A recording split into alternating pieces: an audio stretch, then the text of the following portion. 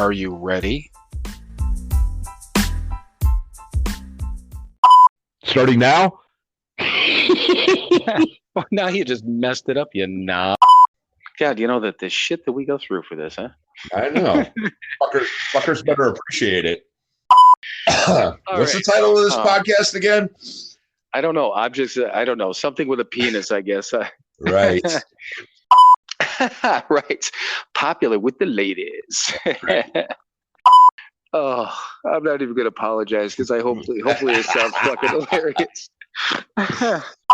Yeah, totally. This is fucking explicit now. The explicit button. Let me use my finger.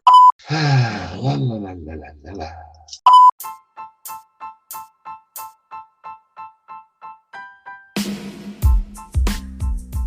It is time for another episode of Sober, Not Mature. And that episode starts now.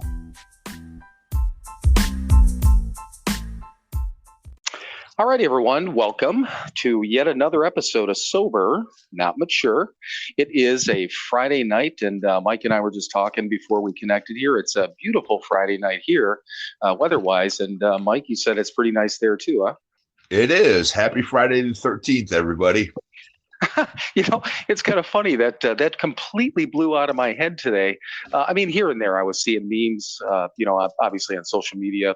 Mm-hmm. But it just wasn't really clicking in my head that it was Friday the 13th. But yeah, there's a lot of fun with that. And actually, I had a hell of a nice day. But I know some people get all freaked out by it. But yeah, it's one of your favorites, right? Sure, why not? You know, it's all superstitious mumbo jumbo. Exactly. Well, cool. Well, yeah, it's once again, Friday night, a little bit of a nice weather. God, I mean, just that in itself is, I don't know, helps my mood a little bit. But we've got some interesting statistics, actually. Speaking of good moods, a couple of things to start us off, but actually put us in good moods. So, and I didn't have a chance yet to post this on Instagram because it hit this number earlier today and then fell and then popped up another 3. So we are at 702 followers on Instagram. Yeah, which I was listening to a couple of the old episodes, and I think that it's only been, I don't think it's been like a month ago. We didn't even have half of that. So it's, right. It's kind of cool. But I've noticed on Instagram, basically what happens is we usually hit certain numbers and then we'll drop 1 or 2. And I don't know if it's just people that are like, once again, why are we following these 2 boneheads or whatever it is? But I have no answer for that. You know what? I don't either. I have no answer for any of this yet. So that's the fun part. But yeah, I usually wait a little bit till it usually gets into the 705 or the 5 or 6 over whatever the milestone number is. But yeah, 702. Now the number of plays, and I don't know if you saw it on Facebook, but I posted it on Instagram earlier today. We were like at 491 or 493, I think, earlier today. Mm-hmm. And basically I posted and kind of begged people to get us to 500. It did not happen. Cool. We're at 498. So right. a couple of, yeah, but still, I mean, same thing. Listening to a few episodes ago, I mean, when we were, at 75 plays or 100 plays or whatever. So yeah, I mean, it's again huge. 498. Now the the top episodes. Episode 4 is still number 1, and that is at 52 plays. Episode 10, so 2 episodes ago, I think that was our Founders Day one, if I'm not mistaken. I don't have it in our trip to Akron. Yeah, exactly. Yeah. When I say Founders Day, yeah, Dr. Bob trip to Akron. Sorry about that. That's all right. And then episode 3, which is again your story, is at 50. And then the last episode, the episode 11, is at 37 already. So, but yeah, I mean, it's just cool. I mean, again, watching these numbers, I enjoy it. And then our demographic, again, women popped up 1. We're at 65% for women, 28% for men, and then again, 10% either not identified or open or whatever the deal is on there. Main demographic. What's that? Or they're not sure. Exactly.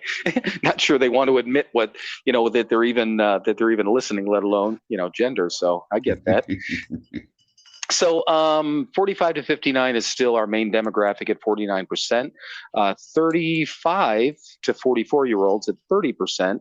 And then 28 to 34% is at 16, or I'm sorry, 28 to 34 years old is at 16%. And then the remainder at 1% between the remaining. But other thing I wrote down was once again, other areas of the world, where we're getting some listeners. Again, right. United Kingdom, South Africa, Australia, Argentina, Ireland, Germany, Mexico, and Canada. So just kind of, again, just kind of cool. But one other thing too, with all of this is that, again, I was just listening back at some of the episodes, and two reasons is that every once in a while when I've listened back at one of the episodes, I remember something. That's how I remembered that we were going to talk about the absolutes. But I also, again, start to listen to and hear some of these things back. And again, when we were talking about what our expectations were, and I think a couple episodes you still said you didn't give a shit. And you know what? I still don't. Well, you know what? Stay consistent, because that's what works, and what has worked for you for this long. But this is episode 12, and how many steps are there? 13, right? Yeah, well, yeah, there is, but yeah. So it's obviously 12th episode, 12 steps. Remember, Doc, did we even talk about the number of steps up to Dr. Bob's house from the street? I don't think we did. Yeah, so that happens to be, it's 12 steps from the sidewalk up to the porch, or is it up onto the porch? Just up to the porch or onto the porch? Okay. And then do you remember going down into the dorms in the Keating Center? Mm-hmm. Do you remember that was also 12 steps? Do you remember that? I do recall that. I mean, I was upstairs in a dorm, so it wasn't part of my deal, but I know you had to trudge those steps every day. and I did, yeah. But it was just kind of cool because to step back a little bit, the Keating Center was just, and we don't even know what it was prior to that, but it did have like an industrial kitchen, and had a dining room area, had dorm areas. I don't know if it almost looked, part of it looked like almost like a factory, but not with like machinery and stuff like that. I don't know what it was. But I mean, when they took over that building in whatever year, I mean, clearly it wasn't built, to be a sober living facility. Right. But yeah, just kind of cool that it had, 12 steps again, going down to the dorms, which was fun.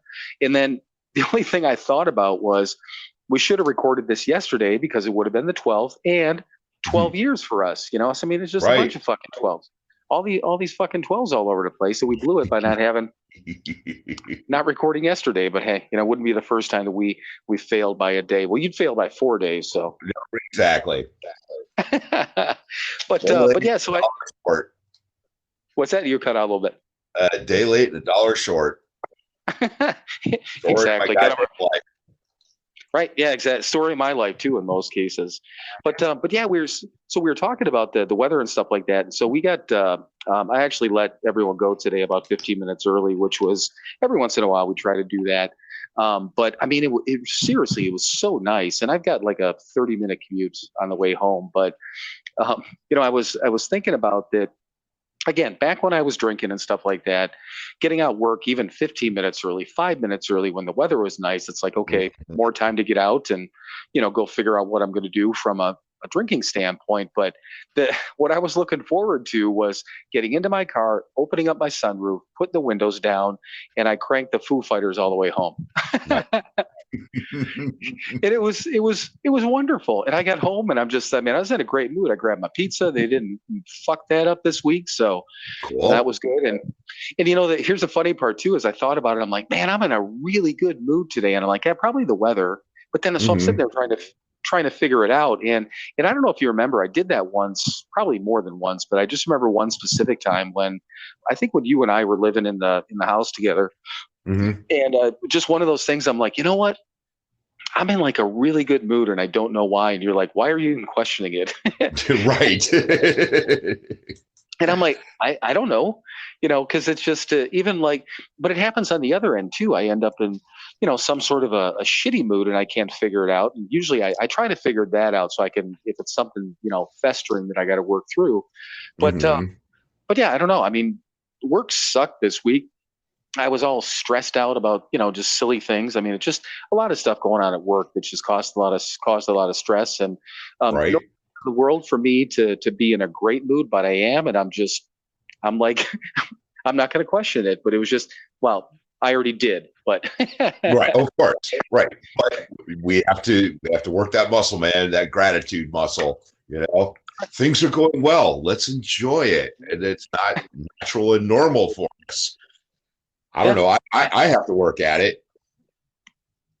yeah, no doubt, no doubt. And it is weird, isn't it? Because I mean, normal people don't have to, and I say that quite a bit. I do. I have to remember to be grateful, and it's stupid when you say it out loud. It sounds Right. ridiculous because I mean, again, normal people shouldn't have to be like, oh, I I have to remember to be a decent human being. Right. I need a book. I need meetings. I need reminders. I got to pray every day. I mean, it's literally Hmm. that. We're like waking up as infants every morning and like retraining ourselves. So yeah, it's just kind of Yep. funny. But that kind of leads into the first thing that crossed my mind this week, and it really crossed my mind because of again all the shit that was going on at work.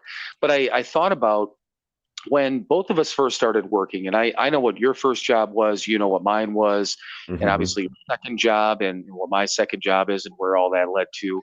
But I was thinking about, the just that part of it. And, I'd like to, if we could, just talk about the what we did for our first jobs and how we felt, if it was stressful, why we did it. And I know this leads me into what your second job was because you had a lot of freedom and stuff like that. So but I Hmm. don't know, start off. So your first job, I don't even remember how you got the first job. I know what you did, but how did you feel about it? Was it stressful? I mean, was it perfect for you at the time? I don't know. No, it was quite awful. Well, we'll start from the beginning. It's I'm actually sorry, I almost choked on air there when you said that. nice. Yeah, okay. um, no, so it was a mutual friend of ours worked in this little crappy metal shop. And another guy, we were both at the Keating Center. We were just had gone 3/4, and I was starting to look for work, but I hadn't really gotten real serious about it. And this other guy that was there was supposed to get this job, and he I think he had got it was I know it was a Sunday for me. I think he had been told that he got this job on a Friday. He went out on Saturday to uh, celebrate. Uh-huh. So it was Sunday morning, and there was a Sunday morning, still is a Sunday morning meeting at the Keating Center. And because I was 3/4, I didn't have to get up and go to that meeting. I've told people ever since then, yeah, as soon as I didn't have to go to that meeting, I didn't because I didn't want to get up Sunday morning. So anyway, I'm laying in my bunk down in C dorm at the Rock, and Marty came down and said, "Go upstairs and talk to Henrock." Um, and I went upstairs and talked to this dude, and he said, "Yeah, man, start tomorrow." And it was this metal finishing shop. We got parts from other companies. We brought them in, and basically we threw them into big machines or whatever, and smoothed them out. Took the burrs and stuff off of them. It was awful. It was physical. It was dirty. It was hot in summer. It was cold in the winter. I hadn't done I hadn't done anything physical in probably 2 years. Not like that. It killed me first couple of weeks. But you know what? I was speaking of gratitude. As awful as it was, I was grateful to have it. I made enough money to get by. And I was there with another sober guy working, and it was, hell, I stayed there for close to a year and a half. Um, and it was awful. It was not a good job. But, but it provided, I paid my rent at the Keating Center, and it was fine, and I stayed for a while. And the cool thing was, this was probably, I know it was the first job that when I left, they were sad to see me go. They were like, well, if you ever want to come back, you've always got a place here with us. And I was just like, wow, that's different. Yeah. So go ahead and talk about your first job. So I was looking for, and I was in well, hey, it's not really a secret. I've been in the debt collection industry for years and years and years, and I didn't want to get back into that. And at the time, and this is what I was thinking about today, it was that I didn't want to deal with the stress of the industry, regardless of what position I took. There are some stresses to it. It just is what it is. So I was going to I've also been in sales positions, so that's what I was searching for. And when the deal was, is we were halfway, and I say this quote unquote halfway, when you went to groups and all that stuff, and then they would graduate you. And when you went 3/4, then you went looking for work, and then you went 3/4 where you were working, still living at the Keating Center, paying rent, as Mike just said. But that interim part, which basically is purgatory, when you're looking for work, because you're right on that cusp of having some freedom. Right. And I couldn't find a job. And I'm applying to, and that's where the story from last week with, searching jobs with my cousin and all that stuff. So I'm looking for all these sales jobs, and I can't find one. So a couple of guys, and I know Pete was one of them, and there was 2 or 3 other guys that got a job at that factory that I worked at. And basically they're like, all you got to do is get out to this place. You will get hired. They know who we are. They know what our deal is. Right. You're going to go in, you're going to interview, you're going to take a drug test right while you're there. And when you pass it, you're going to get hired. He's going to tell you you're going to start that day or the next day. And I'm like, really? So I'm like, whatever, man. So right. I remember going out to do this interview, and I didn't have a car. So it was out I think it was in Parma where I had to go, which to drive there from the Keating Center would have taken me probably 20 minutes. It was like an hour and a half and 3 buses. I got off at the wrong stop, walking like a half a mile. But I got there, and exactly what they said happened, and I started this factory. Now, it was and I don't remember what type of factory, but my job was to stand in one position. It was second shift, 3 to 11. And I don't remember what I made, but it was basically minimum wage, maybe a little bit more. And hanging parts, they come out of a machine, you have bin, you hang parts, then out of a machine, hang parts.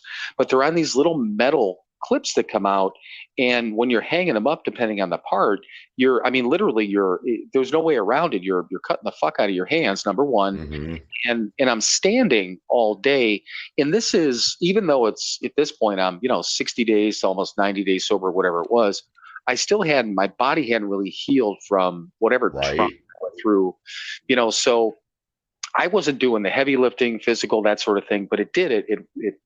It's weird. It sounds weird, but it wore me out. And I hated it. And I made I made just enough money to pay my rent. That was it.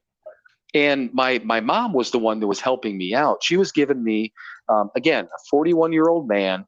This goes back to me providing. But at this point, I was trying. I wasn't just taking, but she was giving me an allowance, buying chips and soda and that sort of thing for me. We still got our meals, and I had just enough, to do what I needed to do. But literally, I was just making enough to pay rent.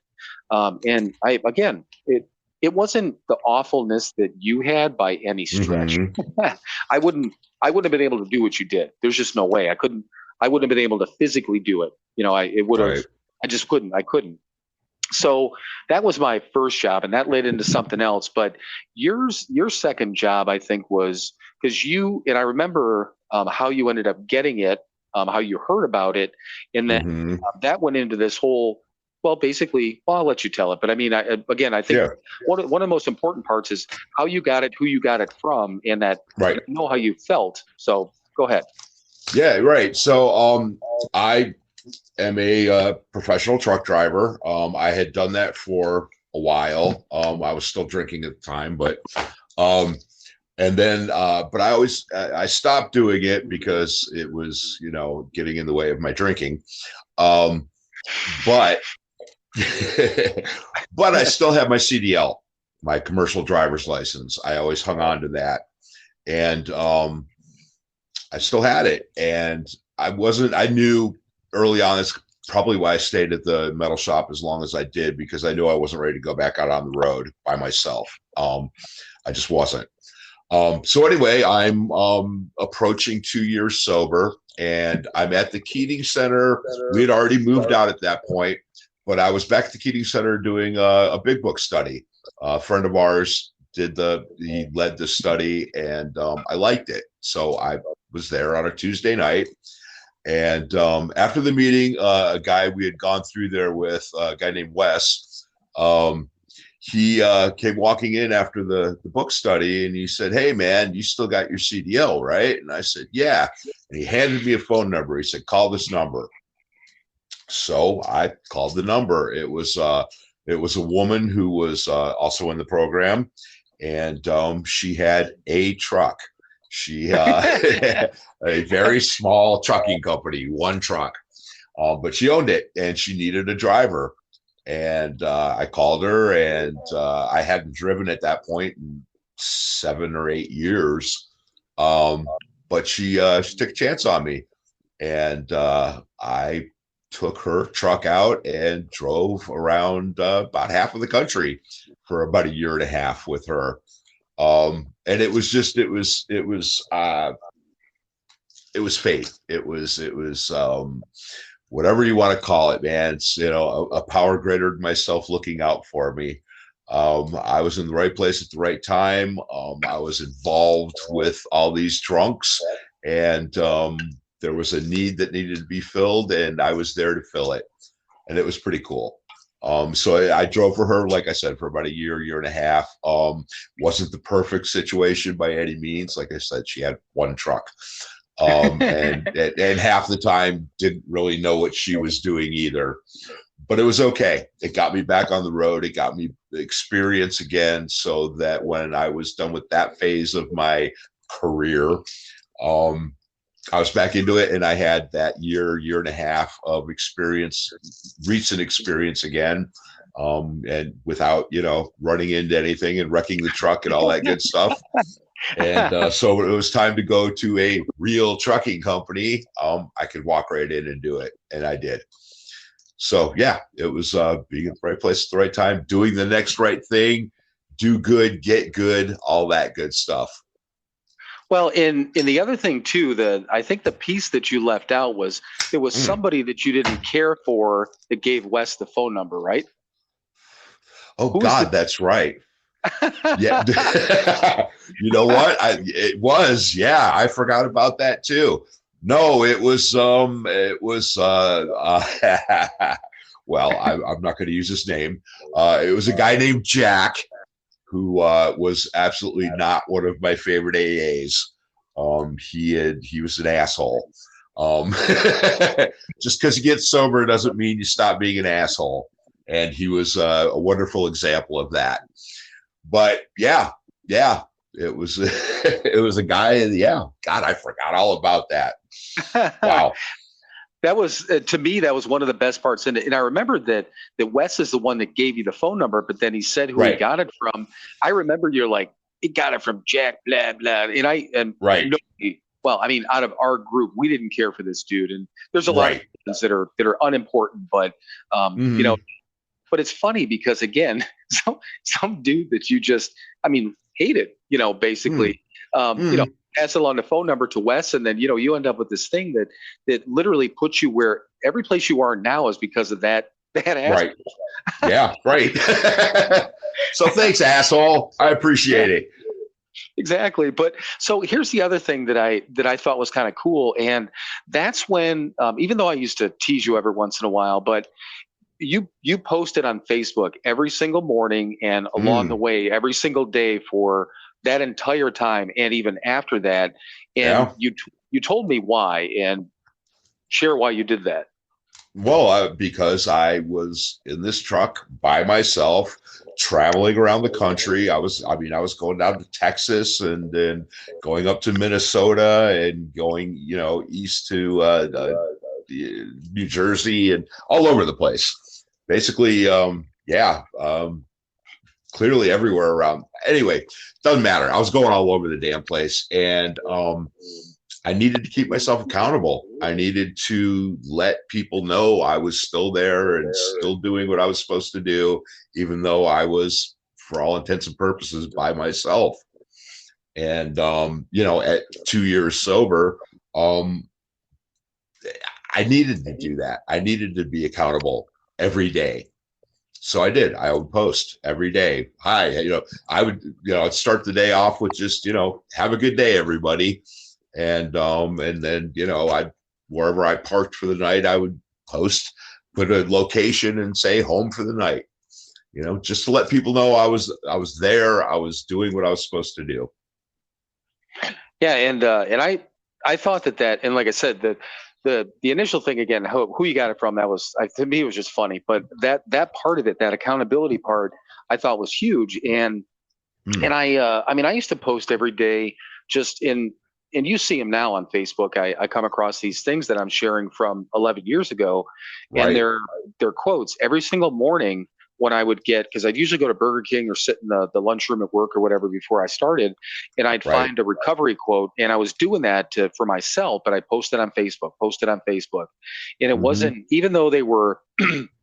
For me, they were recovery things. I didn't say, "Oh, here's a recovery thing," but I think inadvertently doing that on purpose. But then when you started doing it, I did it when I moved back here, and it was Right. based on the same thing. I was in Wisconsin all by myself and stuff like that. But no, I just thought that was cool because you were gone sometimes for not just a couple of days, it was a week to 2 weeks to 3 weeks. Right. Just out doing whatever you're doing and wherever you're going. So Mhm. no, I think that's important though, because 2 years it's a lot of time, but it's not a lot of time really, Right. to have that type of freedom. So no, I just thought that was cool. So do you think that, and again, that the first job I know you said was awful. The second job, I know I probably caused you more stress than the first one. Do you Mm. think, thinking back now, and I know it was a means to the ends to get back into to the trucking end of things. Do you think it was like stressful, or was that the right things for you to do at the time? Yes, it was. Yes, it was stressful. And you know what? I don't question that stuff anymore. I don't. If it was the right thing to do or not, it was the thing that I did. And like you said, it got me to where I'm at today, working for, well, quite frankly, now this is the third trucking company I've worked for since I started with that independent. And now I'm working for the largest fleet in the country. And, I plan on retiring from this company. um, yeah, I don't question whether it was the right thing to do or not. It was the thing that I did. So apparently it was right, but it's not for me to judge. I don't know. Well, I'm sure I could have done something else. I'm sure I could have been with a real company sooner. I may have been able to just step off and get a job with a regular company. I don't know. I don't care. It's what I did. So that's what happened. well, and I asked that question on purpose because I knew what your answer was going to be, but I wanted Mhm. I wanted you to share that, and not just say not to say I know what your answer is going to be. It's just more natural for you to say it. But I did, and Well, the thing is, and because and the reason I asked that question is because I was thinking too much when I first started, and the right, second job that I got, when I finally I was trying to manufacture this thing back into, and I've been in sales and I can do it, but I needed Mhm. to get back into something that I knew and something that I could do. So when I actually started applying within the industry that I've been in, the collection industry, I had a job within like 3 days. And literally, Right, I right, sent out like three applications. One was what do you call a placement company or temp firm. I went temp to right. hire, got hired, and ever since. I took just a desk collector position to begin with, but then within a year changed and was in a supervisory and training position, and then basically, a couple of exceptions, but I've been in that business ever since again. But Mhm.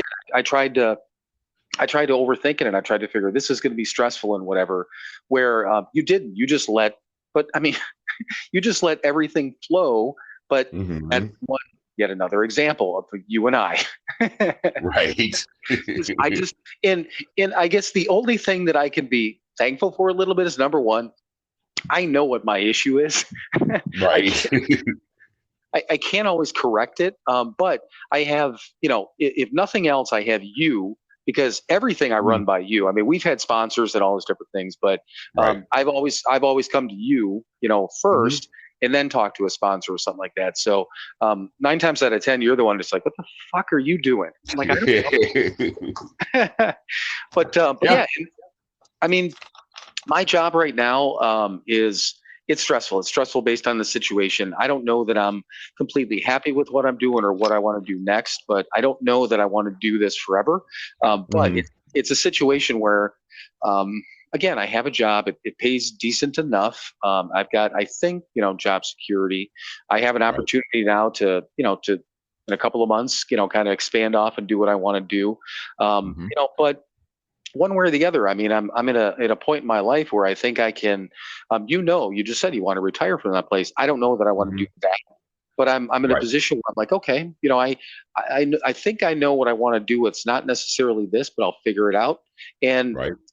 I try to let things flow a little bit more these days, but I'm far from fucking perfect at it. Right. Oh yeah. Oh yeah. It all comes down, whatever you talk about questioning my decisions and whatever. You know what, man? Still sober. So apparently I did something right. Right. No, I agree wholeheartedly. And Right. and like I said, I know your goal was to get off the road and be local, which Hmm. you are. So I mean, Right. you've been able to follow that path, which is awesome. So no, I just again I knew it was a good story, and again the funniest part was where you actually got where you actually Yeah. got it from. But And I blocked that out. and that's probably the right way to put it. You probably did. That was your job blackout. Yeah. Yep. Absolutely. I can still compartmentalize things, put it, okay, that was a bad thing. That was horrible. I'm going to put that over there and not think about it. Right. You can't speak well, but you can still compartmentalize. I could do something. But that brought up another thought because once again, you and I know when you drove before because you talked about in your story and stuff like that, Mm, you didn't actually drink while you were driving, but minute right. you parked at night, you got loaded and passed out and started all over again. You I know, did. but then it started to make me think about same thing with tonight, and we had talked a little bit about having fun and some of the things we've done, and obviously our trip down to Akron and just some of the things that just we've done in general. I mean, the concerts we talked about, all that sort of thing, but Hmm. I started thinking about the fact that we're coming up to Memorial Day, and then there's Fourth of July, and then there's Labor Day coming up. All the summer stuff that goes along with that. In that Right. that first year, because we got sober in April, and I just started thinking about that. I'm like, yeah, that's right. How that first summer was weird, and then it came Mm, to like football season, and I'm a huge football fan, and my team, the Packers, went to the Super Bowl and won that year. So hmm. I hadn't watched football ever without drinking. All these different things. Do you Right. remember? I mean, like going to whether it be a holiday event, and you and I went to some of the family events, which Hmm. people drank at them. But do you Right. remember like making or what plan you made if you were going to an event where you knew, even if it was a family event, where you knew there was going to be alcohol involved? Do you remember? This is just, I guess, a further thought to having fun doing it and being places, but kind of making a plan. Do you remember making specific plans about how to act or what to do? Um, uh, Other than as we were taught, having an escape plan is really it. I mean, I knew I wouldn't be have a. I've never had a problem with other people drinking around me. I mean, somebody gets completely loaded, it's annoying. But but I understand that they can and I can't, so that's fine. I've never had a problem with that. But when it got to the point, I needed to have that escape plan. If it got to the point where I was becoming uncomfortable and was just I needed to get out. I needed to get away, and to do it tactfully and lovingly and unselfishly. But yeah, to be able to excuse myself tactfully from the situation where if I needed to. And so I would have an escape plan. I always knew there were people I could call, you, of course, and a way to get out if I had to. That was it. Other than that, the rest of it is me, my problem. But I needed to make sure that I didn't ruin someone else's good time, or ruin, because I did that enough, so that wasn't in the plan anymore. So yeah, to be able to just, say, hey, it's time for me to go. And that was it. That was the only plan I had.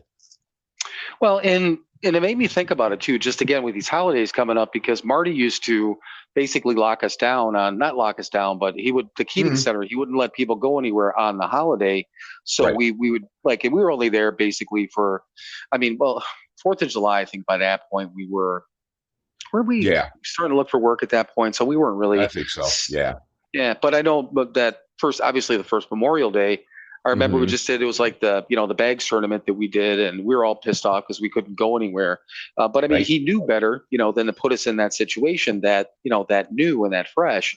But I remember, that the summertime wasn't that big of a deal. I think we got together, and at that point, you wouldn't have been like around John and Gail, I don't think, that first summer. But I think we No. did later on, we did the Edgewater things and stuff like that. And, we did gatherings at people's houses, but Christmas was the big one. Well, Thanksgiving, my family at that point, they're like, we're not gonna drink at Thanksgiving, and I'm like, well, you don't have to do that. We're like, nope, we've all decided we're doing it, alcohol-free Thanksgiving, and I'm like, okay, because part of that made me a little. I'm like, I just felt like, I don't know, like you said, ruining somebody's time. I felt like, Right. I don't know, like I was being a burden, and then Thanksgiving was cool. We had a great time. It was good Thanksgiving. It was my stepdad's favorite holiday all the time. John and Gail were there. Johnny was there, I'm sure. So Kathy was there. Great time. And then talks of Christmas started coming up. Now, Christmas and the stories of our family and Christmas's past. And, it was a huge drink fest and a lot of fun. And nobody ever got stupid, but everyone, I actually fit in pretty well there. Right. around the holidays, because everyone kind of drank like I always did. But Right. that first Christmas, I remember, I think my mom and John were talking about that. They're like, okay, we're gonna do the same thing for Christmas. And I said, please don't. And they're like, well, what do you mean? And I said, they're like, we don't want you to be uncomfortable. I said, if you're concerned about me being uncomfortable, I said, if you guys decide to make it a dry Christmas, I said, that's going to make me really, really fucking uncomfortable, because that's not what we do. Thanksgiving, thank you, I appreciate it, but you guys can't do that. And I talked to my sponsor before then, and exactly what you just said. He didn't use those words, but that's what he was talking about, is an escape plan. First thing he told me, he says, can you take somebody there that's sober? I'm like, no, because you were my first thought at that point. Because you and I we were friends, but starting to get to that point, I easily would have said you and I could have hung out at Christmas there. So that wasn't going to work. And then I'm like, okay, so I'm just going to drive. I'm going to drive separately. And then that wasn't going to work because, as it turned out, Mom was in the hospital. She had pneumonia that year. So I ended up, took my stepdad, and then my grandma. And you met our grandma on my mom's side. And then I'm like, okay, that's my plan, because I know she would stay maybe till 9 or 10 and she'd have to go. So I'm like, here's my out. Yep. And that's what I did. And when I was leaving, I remember, like, Kathy's husband, he's like, oh, you're not leaving because, do you feel uncomfortable? No, I'm good. I got to take grandma home and whatever. It turned out to be the perfect thing. And from that point on, and to this day, 12 years later, I never go anywhere that I can't leave, ever. Right. Yep. And I've always done that, so it's one of the things that we were taught very early on. And and again, I was thinking about that because this is a weird time, and I thought about that too. Again, we've had 2 nice days. Again, windows down, sunroof open, and this great weather. Hmm. I love it, but I know what that does to people in general, but also to people like us that these feelings come back. And this is the summertime, especially around here. There's a well, in Cleveland too. I mean, you're in the same boat. There's Right. that 3 maybe 4 month period, and people just they pack everything into it. And there's a lot of alcohol involved. Hmm. So that's why I wanted to talk about that too, because if there are people listening that are new, and it's not there's nothing that we did that was magical, at Hmm. all.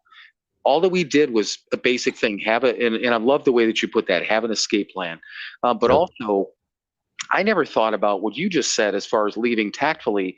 I mean, I ended up doing that because I was around people that loved and cared about me. I mean, I was at like Jody and James's wedding, an Irish Hmm. fucking wedding. Right. two, 2 years sober. I had Right. just I had just turned 2 years sober, just under it. It was in April. And I mean, when I walked in there and like Kathy and Mark were there, we're at the again the happy hour part, whatever, the drinks beforehand. Hmm. And when I got in there, Mark's like, he came back and he had some whiskey. Kathy had wine, and he goes, I didn't see any soda. He goes, I see whiskey and wine up there. I said, are you kidding me? I mean, they had soda, but it was a place where, I mean, again, all of our family was there. I was safe. Everyone knew my deal. But Sure. I remember having like a plastic cup with soda in it, and I wouldn't set it down because I'm like, I don't want to pick up the wrong glass. And a Right. couple of times I did, and then I'm just like, I'm not going to drink it. I got to go grab a different one. Yeah. But I stayed for the dinner, had a nice time. I stayed for the band to start playing, and then I left. And I was probably there till, I don't know, 11:30, whatever it was. But Hmm. I stayed to the point when people started to, get loosened up, and I'm like, oop, got to go, you know. Yeah. So, but yeah, I mean, it is. It's having the right mindset, but I think it's so hugely important to have that plan. And I don't know. I mean, I know you and I were taught the same thing, but I don't know that in so many of these things that you and I have talked about, but never really sat down and said, "Hey, do you remember this? Right. Do you remember that?" So this is our chance to recap all these things. Hmm. So, I had to share one thing real quick because I told Kathy I was going to do it. She started laughing. So, two things. So, she was listening to, she's listened to all of our episodes. And, I think I mentioned to you that, she told me that there are certain things that we're saying that are kind of hitting home with her on a normie Hmm. level, which I thought Hmm. was cool. And then she Right. passed it along. She passed it along to one friend of hers and then another friend of hers. I think that it used to as some sort of alcohol involvement in her life. And then so Hmm. she didn't know that I was sober. And then Kathy's telling her about me and you. And like, yeah, listen to it. She's like, oh my God. So she started listening to it. And I mean, these are like relatively normie people. But then Hmm. Kathy said something about, I don't know, she was talking about detox, but she's like, yeah, when you were in detox. And I'm like, no. No, no, I still have that. Yeah, that's what I said. I still have my cocks, only one of them, but I still have them. So it literally, as she said that, I started laughing. I pulled out my phone and like, that's going on the podcast. So Hmm. I put in my little list of notes. But yeah, so decox. Um, Detox. Yes. I uh, haven't been decoxed, haven't been deballed.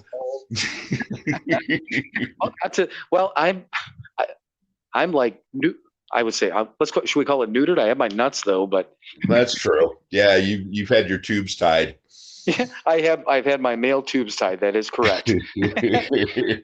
So, um, oh, I know the other thing I was thinking about, and it was just based on the podcast that I listened to. So this podcast has been having, and this is back from the episodes I'm listening to now are like probably May June of 2020. So I mean, like really Couple fresh years and new old. into the pandemic, start Hmm. of the pandemic and all that. But also there was, and I'm not going to get into all of this stuff because I mean, I don't know enough about either way. I'm not knowledgeable of all these subjects, but she's having a lot of different people from different walks of life in different areas. And basically a lot of this, she's talking about, and showing people that alcohol and drugs don't discriminate against, race, color, creed, your Mhm. position in life. You could be up, you could be down, all these different places.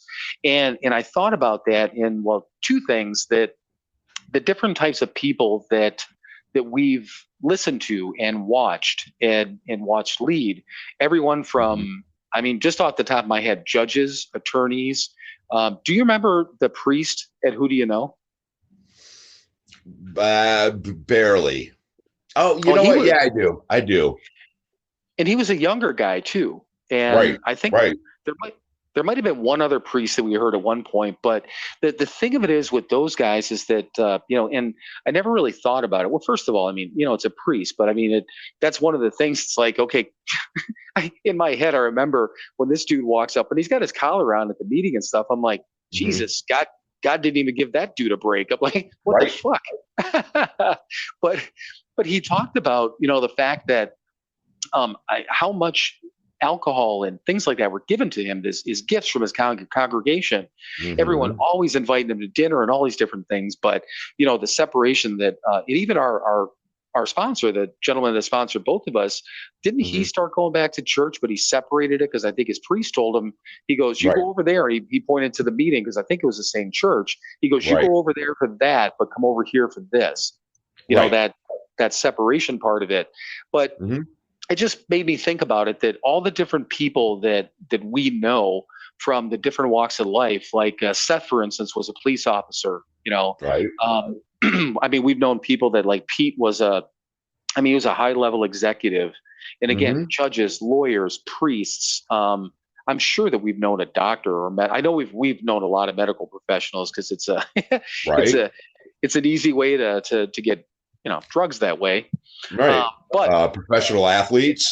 There was a football player that was around for a while. Of course, the Ed Keating Center was named after a sports agent.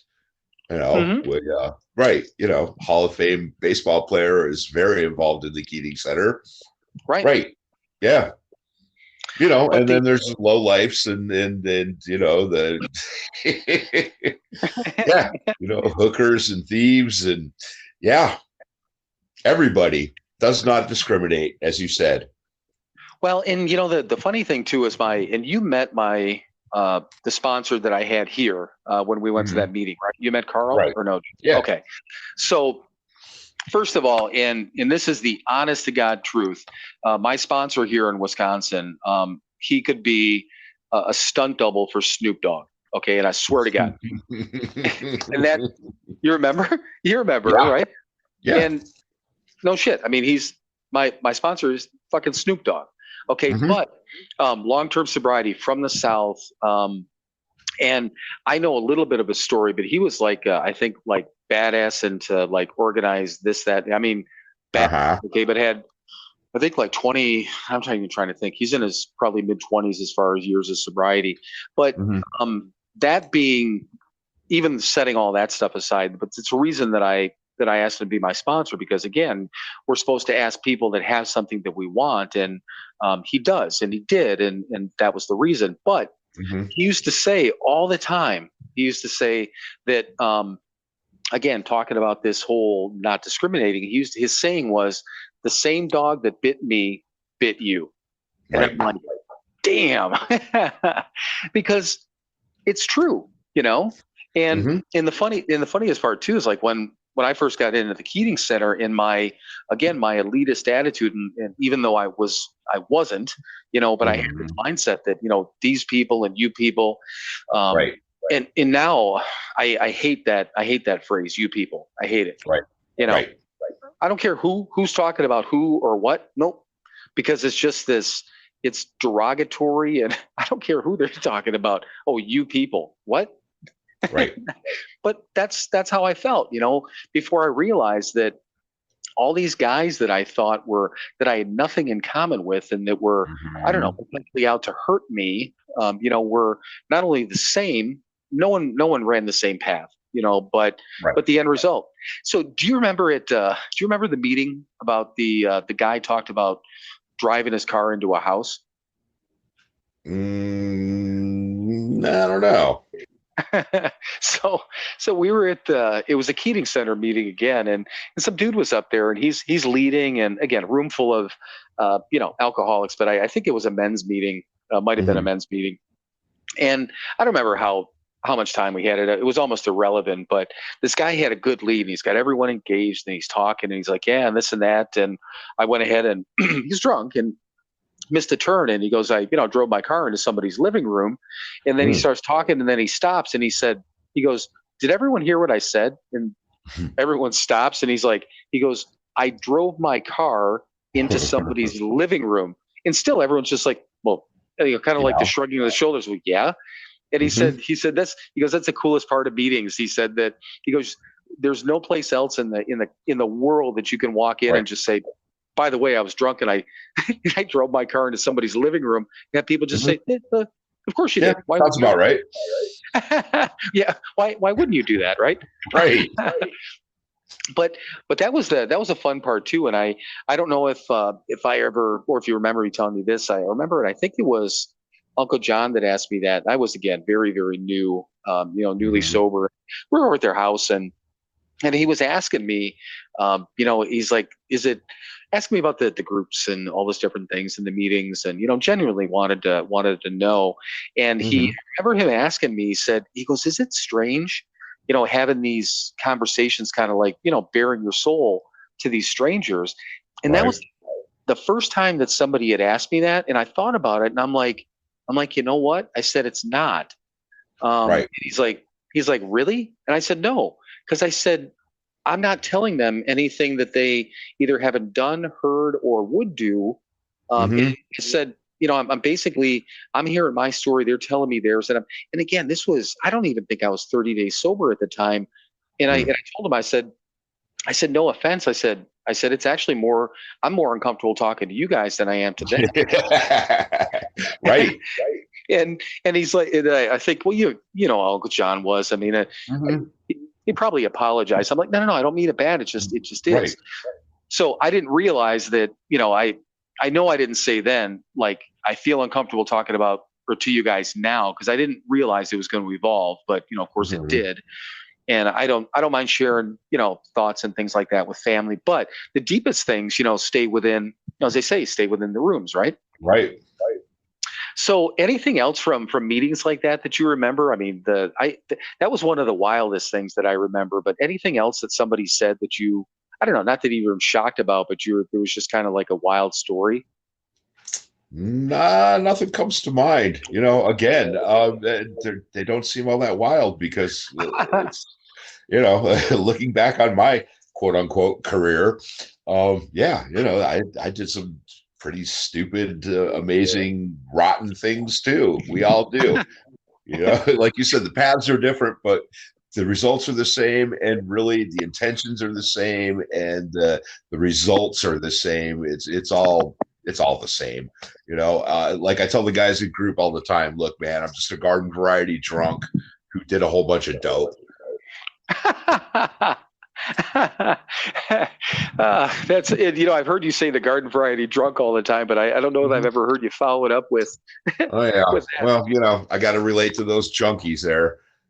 right? Because again, I'm one too. There's no different. Like the big book says, man, alcohol is just a symptom, which means heroin's just a symptom, and crack is just a symptom, and whatever the hell we're putting in ourselves are just a symptom of our selfishness and self-centeredness.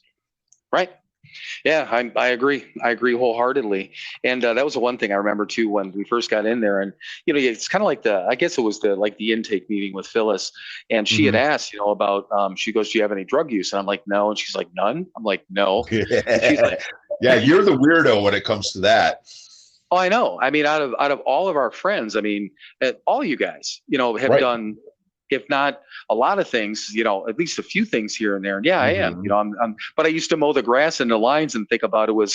Remember that with doing leaves Yeah. at mom's. I Yep. used to mulch up the leaves and put them into like lines like it was cocaine. It was just funny, but Mhm.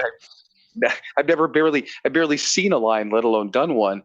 But yeah, Mhm. but she said right after that, she's like, "Oh, you're in for a treat." And I'm like, "What are you talking about?" She's like, "You're going to learn more about drugs than you probably ever wanted to know." And you know what? I have, but it helped me Yeah. too. I could actually talk with people, feel comfortable with other, sober people, and not, and Hmm. not discriminate, because honestly, I didn't I didn't really know anyone. I knew people who smoked weed. I knew some people who, snorted some coke over the years. I knew people, who did those things, but that was Hmm. it. I didn't know anyone else who like hit it hard. Like some of our friends are, and you included, Yeah. fucking hardcore, man. Yep. you know, but but the thing of it is, I don't care. It doesn't bother me. Right. It doesn't So, matter. yeah, exactly. So a couple of other things that two more things that popped into my head, and it reminded me of, I was thinking again about the three-quarter house. Do you remember, we had a conversation with Bob, the one that you blew his anonymity. God, I couldn't say that, anonymity, Yes. a couple weeks ago. And Uh-huh. there was somebody had fruit, and he had said something along the lines, it's like, don't eat that if it's spoiled. You'll have to change your sobriety date. And I Good. remember stopping, and I'm like, wait, what? And he's like, yeah, because if when fruit, whatever it was, turns into Mhm. certain alcohol, and he's like, you'd have to, if you eat it, you'll have to change your sobriety date. I'm like, what are you talking about? And he's like, yeah. So he's going through all this stuff. I'm like, okay, you wait. And at this point, again, I don't even think we were 2 years sober. And I'm having this conversation. He's got a couple years on us, Right. and he starts telling me about this, and I'm like, that's not true. I said, so you get a piece of bad fruit and it has got alcohol in it or broke. I'm like, no. He's like, No. well, that's what my sponsor said. I'm like, man, you need to do sponsor. And then Mhm. so we got into this whole conversation. I'm like, okay, so let's take this one step further. What if you accidentally take a drink? You didn't do it on purpose. You, Mhm. somebody put booze in your drink or whatever. Yep, you got to change your sobriety date. I'm like, the fuck you do. I No. mean, if somebody slipped you a roofie, a drug, a booze, or anything like that. And I'm like, Right. that's not your fault. And I said, here's what my sponsor taught me. Then I'm getting all fucking high and mighty on him, because it made me think about the sobriety date. For figuring my sobriety date, he said, when is the last day that you put a substance into your body yourself? Right. And I'm like, okay, that was April 17th. And he said, April 18th is your sobriety date. I'm like, I was in detox. Mhm. I was messed up for days. And he's like, Right. doesn't matter. He goes, you didn't do that. They were trying to help you. Yes, you had Mhm. drugs, yes, you had things in your body, but you didn't do it. I'm Right. like, okay, that's what he taught me. Yeah. And so we went through this whole thing, and it got a little raw. And I'm not going to say exactly what I said, because I got pretty literal with him. Mhm. I thought about that. I'm like, it's just the thing of it is, it's just, I mean, God forbid. I mean, I don't know that we know of anyone. I don't, that was slipped drugs or alcohol or anything like that, to my knowledge. But I remember, I mean, it's even somebody asking me that question, not really jokingly, but just like, hey, what if? And Mhm. well, if it was an accident, it is what it is. It's like, well, what if somebody Sure. did that to you? Like, what if somebody did that to you? And I said, well, if I found out who it was, I'd beat the fuck out of them. Mhm. But, and I said, well, maybe not, but probably. But I'm like, I tell you one thing. I said, if it was somebody I cared about, they wouldn't be in my life anymore. I'll tell you that Right. much. If they did it on purpose. But yeah. So that Yeah, was I'll guarantee, man. If they're a real drug addict, they're not sharing their drugs. They're not giving the shit away. Here, man, I'm gonna use some of my dope to fuck you up. I don't think so. I'm gonna use some of my dope to fuck me up. you know what? That's you just solved the problem. Thank you. That just, yeah. Yeah, you don't have to worry about it. No, I'm not. No, but it was Right. funny when I thought about that conversation with Bob. But Yeah. yeah, that's actually that's a pretty damn good point. Yeah. Why Yep. would anyone? So did when you came to your sobriety date, were you taught the same thing as far as like the last day that you used or drank, or Yeah. how did Yeah. you figure? Yeah. Same thing. Yeah. My sobriety date was my first day in detox as well. Yeah. And, Okay. and like you said, yeah, I was loaded up, man. They were giving me Valium and stuff, so I wouldn't fucking seize. But yeah. But yeah, that was medicine, man. That does, I mean, Christ. Lots of our friends have had surgeries and stuff, and they've been given painkillers, and that's medical, that's doctor, and whether you feel the effect of it. Mark Maron calls it a freebie. He did that. He was talking about he had some procedure done, or I think he had some dental work done, and so they doped him up to do it, and he called it a freebie. And I went, "Yep, that's exactly what it is." So, and the fact that you bring that up and made me think about it too. I've had a couple of dental things done over the years, and Mhm. it almost shocked me how easy it would have been for me to get not only in that valley and Vicodin, Mm. or Oxy, both of those. Mhm. And even though when I filled out the paperwork, I'm filling out everything on there, and then even putting on the side, I'm an alcoholic. I wanted to put I'm a raging alcoholic. Right. But this one place I went into, and it was just I went in, filled out the paperwork. I even gave it to the person. I'm like, just make sure that the doctor knows this part. I don't want any. I'll take the Novocaine, whatever you got to do, but I'm like, no, Right. pain meds, I don't need them. Mhm. So I filled it out. Told her. Doctor still asked me. I'm like, no. Nurse that comes in, one nurse asked me, no. Another nurse, actually, at the end, she's like, the doctor will be coming in with your prescription. Nope, don't need it. He walks in with a prescription already filled out, gave Mhm. it to me, and I'm like, arms up. I got my arms up right now, like Jim Benny used to do. Nope, I Right. don't want it. Don't want it no more. But Yeah. I mean, it happened, and I was just like, damn. So it makes sense to me, whether in those circumstances, and I already know what I would do if I had to have a surgery like that, whether it was Mhm. my son, my daughter.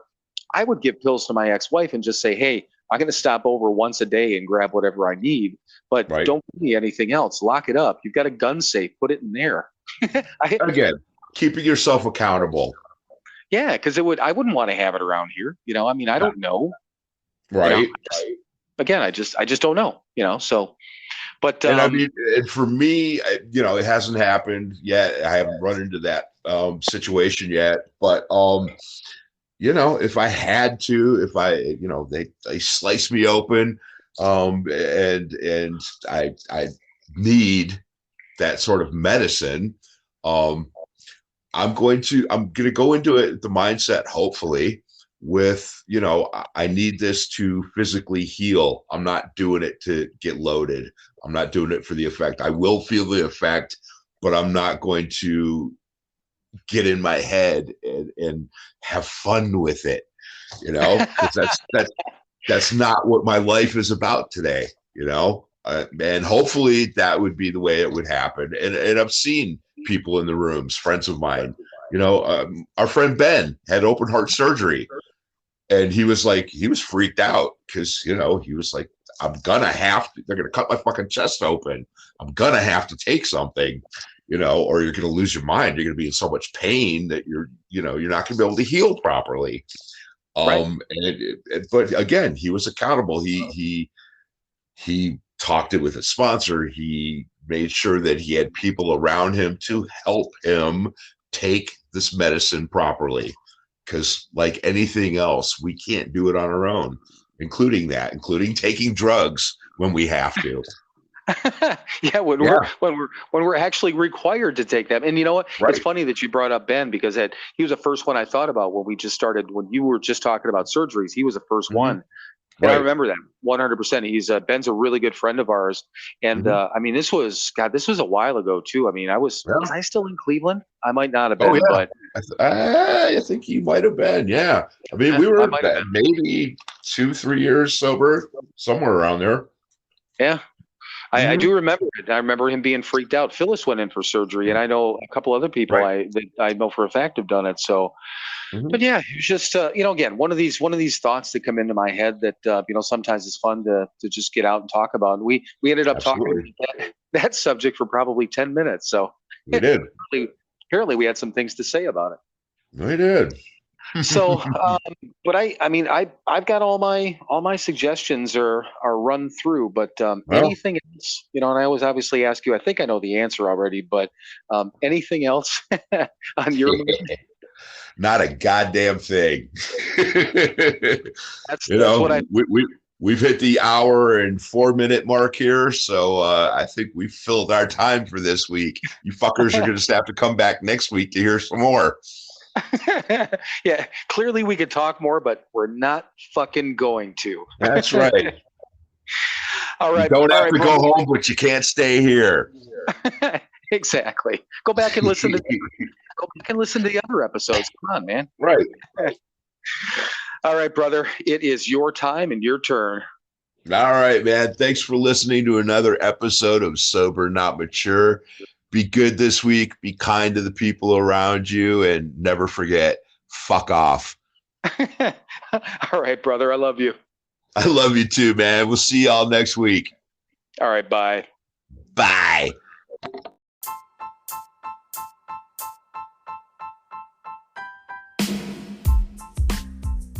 As always, thank you for listening to another episode of Sober Not Mature. To access all of our content and interact with us, please visit our website, SoberNotMature.com. Thank you again for listening, and we will talk to you soon.